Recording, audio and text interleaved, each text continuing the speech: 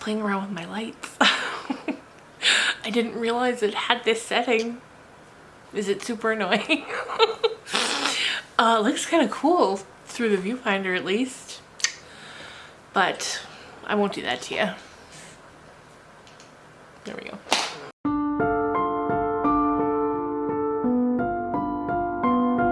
Hello my dears, and welcome back to my corner of the internet. I'm Shannon, and today I've got another spoiler-free book review to share with you guys.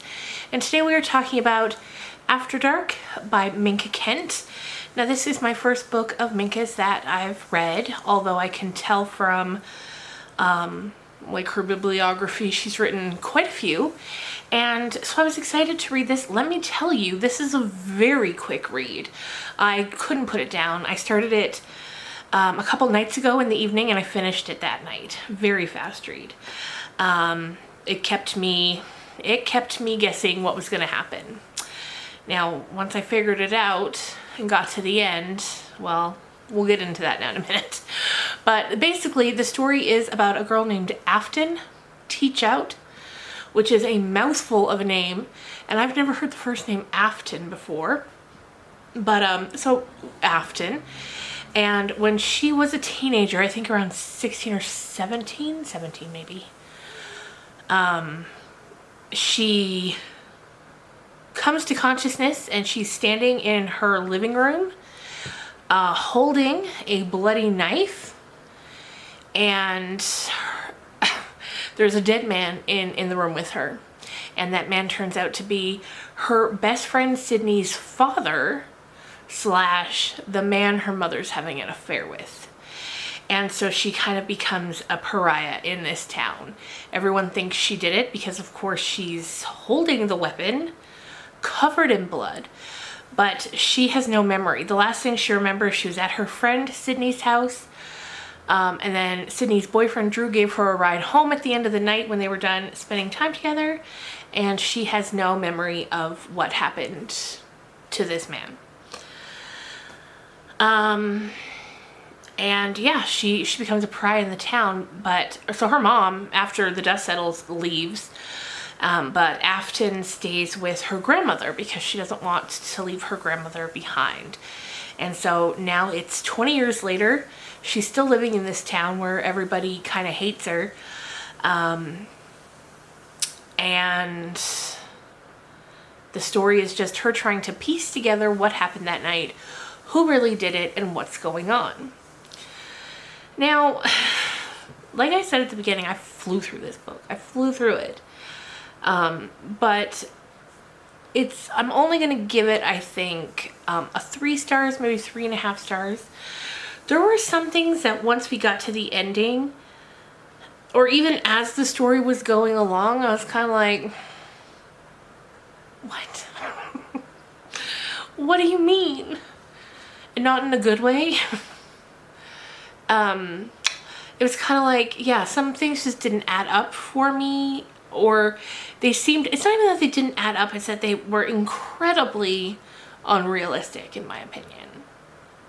Like, it's just so far-fetched. And I know, you know, when you're reading thrillers or any kind of story, you sort of need to be able to suspend disbelief a little bit, and normally I can do that, but some of the things were just so jarring that took me out of it too much, and I kind of, I don't know. I enjoyed it. I had fun reading it. It was very quick. Nice way to spend an evening. I'll definitely check out other things from Minka Kent in the future, you know. This one just wasn't quite for me. It's fine.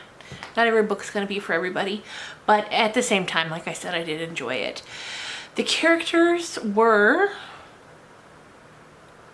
well written, you know, they were fine. It's just, yeah, some of the pieces of the story were too unrealistic for me to fully get behind. Anyway, so, but I enjoyed the ride to get to the end. And honestly, I don't even really know what else to say about it. I know that some people, I was going through the reviews on Goodreads, and some people absolutely loved it. And I saw a lot of people say that Minka Kent's an auto-buy author for them. As soon as she's got a book out, they buy it. I heard her compared to Frida McFadden, and that's another author who I haven't read anything by, but I hear so many good things about in terms of them just being like twisty, quick-paced thrillers, and I would put that in that same kind of category. So if it sounds like something that you know you love, I think you'd really enjoy it. I think it comes out in November. I'll put the release date in the description box. The word release date was just gone from my mind for a minute. Yeah, so we're just gonna keep this one short and sweet. But there were definitely things I liked about it. I liked that, how I said she had no memory of what happened. She just kind of woke up in the middle of it. She has a history of mental illness, and so as an adult now, she's been on medication for many years.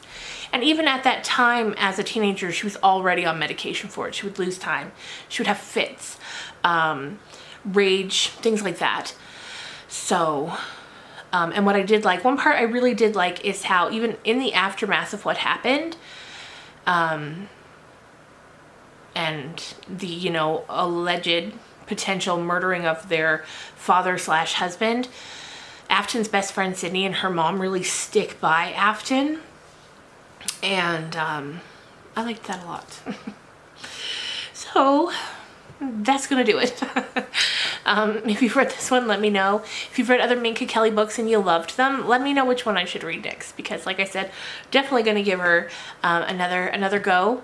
And yeah, 3.5 stars. That's still not bad rating. Anyway, thank you so much for watching, and I'll see you again real soon in a longer video next time. Bye.